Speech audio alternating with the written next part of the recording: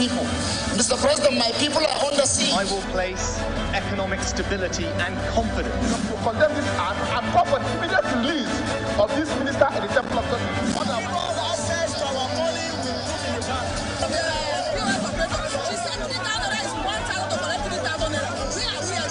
As always said, there are two sets of people on earth, the oppressors and the oppressed. And in between are the cowards and the hypocrites, which are you?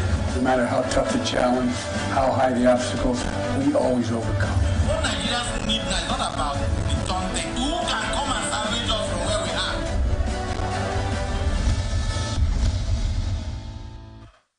All right, it's top of the hour.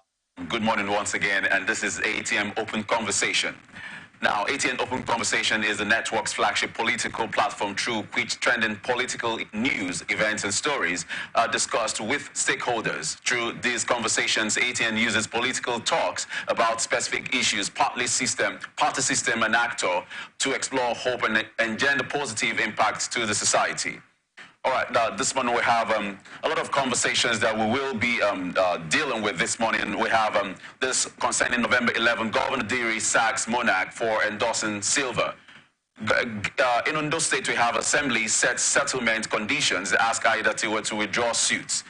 Concerning Babache versus APC Malam, Felix, your masters reached out for dialogue, Lawal, coming from Lawal. In Adamawa State, we have appeal court void speed. Post-2023 elections, INEC records 1,000 pre-election litigations. Concerning Chicago certificates, Atiku asked Supreme Court to overrule Tinubu on fresh evidence. ECOWAS should demand immediate resignation of President Tinubu, coming from Nedeko.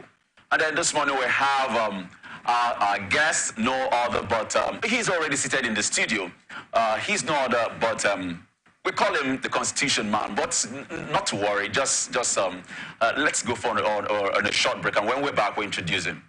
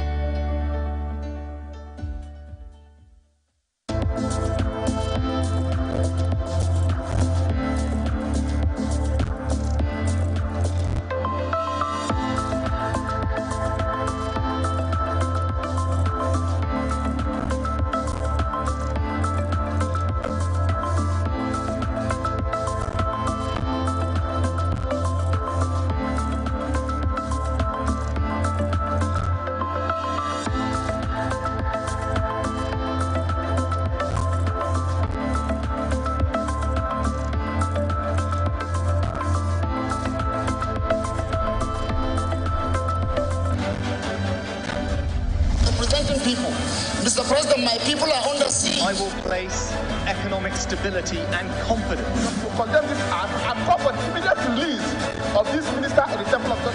Because access to our money will put in the bank.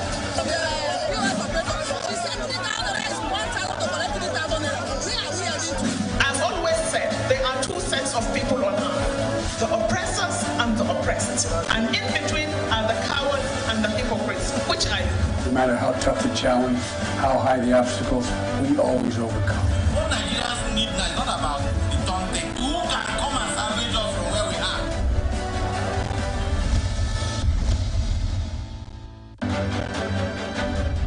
Representing people. Mr. President, my people are under siege. I will place economic stability and confidence. To condemn this act and call for the immediate release of this minister in the temple of God. All right, welcome back to ATN Open Conversation. We're ready to dive straight into all the conversations we have this morning. But before we do that, let's welcome our guests to the show. That is no other but Barrister Asim Adams. You're welcome to the show this morning, sir. Good morning to you. Good morning to Nigerians also. Yes, I can see you're ready with the Constitution as usual. You're welcome. Hey, thank you very much for inviting me. All right, we're going straight to the first point of call this morning. Yes. Bayelsa State government, led by Governor Diodiri, has approved the immediate suspension of the king, Ibedawe, of the Obokuma clan in Kolakuma, Obokuma local government area of the state. His Royal Majesty Botua Collins Aranka for openly endorsing the governorship candidates of the All Progressives Congress, Chief Temipri Silva, the Deputy Governor of the state, Senators Lawrence Ewurojabo, in a statement signed by his Senior Special Assistant on Media, Mr. Dobara Atasi, said that the suspension was due to a reported case of falsehood and misrepresentation of the chieftaincy laws of the state. Consequently, a 7-man committee has been constituted to investigate the allegations brought against him, with the Commissioner for Chieftaincy Affairs, Local Government Administration and Community Development, Chief Thompson Amule, as chairman. Also reacting to the issue, the Commissioner for Local Government and Chieftaincy Affairs, Chief Thompson Amule, said that while the government will continue to respect the exalted stool of the embattled monarch, the claims by the monarch were incorrect and false in every material sense.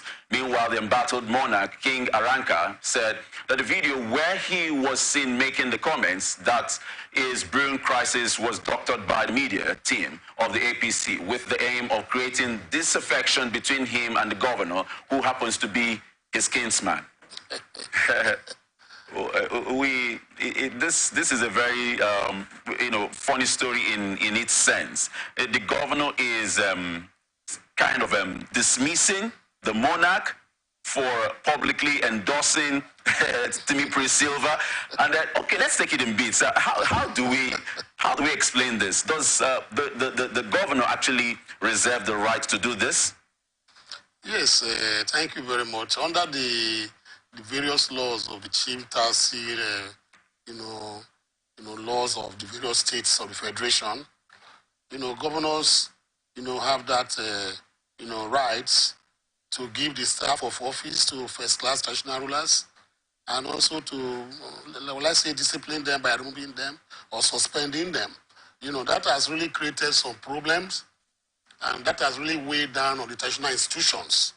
That is why you find that sometime, somewhere in Ogun State, a former military general and president of Nigeria, came to an occasion and recriminated, some traditional rulers who came to see the governor, to say that the governor cannot be talking and you are standing, and ask them to, lie flat and greet or genuflect and greet the governor, which some of them did, as the case may be. So you see, the governors are like emperors in their various states in Nigeria. And what the governor of Bayelsa State did, yes, he has the powers, to suspend, maybe to also remove, and also give a staff of office to those first-class traditional rulers under the chieftaincy and local government laws, or whatever the case may be, of their states. Okay. But the use of that particular discretion, is not something that should be used arbitrarily. It should be a discretion that is used, judiciously and judicially. Okay. You know, with fairness, you know, right to fair hearing of any allegations, and right for the man to defend himself of any allegations laid against him. For instance, in this case, they are saying that he was trying to support or endorse a particular candidate that is in opposition to the governor's, you know, party and position. Yes. Of course, the governor has no right in that particular aspect to choose for that traditional ruler whom to support. Exactly. You know, under the requisite provisions of the Constitution, every Nigerian, no matter your capacity, your class or status, you have the right, you know, to vote for a candidate of your choice. No governor has the right to do that and begin to impose a candidate on you. So for me, it's an infraction on the rights of that traditional ruler. And this brings me to the fore, why we have clamored that why should governors, you know, be the ones to even, you know, give staff of, what is staff of office? What is staff of office, you know, to the traditional rulers? Why don't you allow the people choose their traditional rulers, who will govern them? Then you recognize them. Exactly. As the case may be, not to give the staff of office, as the case may be, but maybe you discipline them.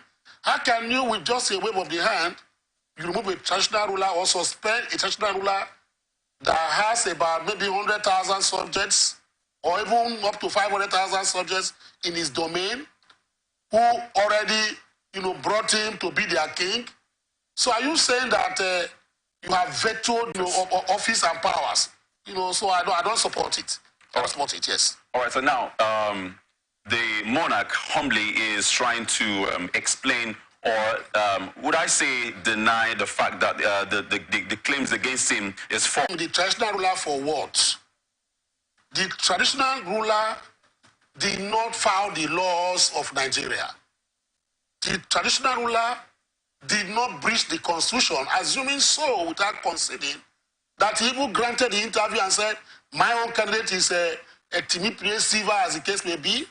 He has not breached any law of the country. He has not breached any known law, even in Bayelsa State. Apart from, I don't know where they got that particular chieftaincy, whatever as the case may be, you know, rules or whatever. Even at that, a particular law that will punish or recriminate somebody, you know, without the person defending himself before you now take him off, is that law not repugnant to equity, natural justice, and good conscience? For instance, assuming so that there's a law under the chieftaincy laws in their state, you know, that says the traditional ruler cannot go beyond a certain limit, as the case may be. Did you give him the issue of fair trial under the Constitution, integrity, and the presumption of innocence for any alleged offense committed by a citizen, rights and rule of law? So if you did not give the traditional ruler, you know, these cubicles, you know, these angles for him to defend himself, who give you that authority and the temerity now to remove or suspend him without even hearing from him? So this is pure arbitrariness, brute force, and at the same time an undemocratic, you know, usurpation of powers of courts, you know, to do this. So the governor, you know, acted like a primitive governor. He acted like an emperor of old. I will never support him because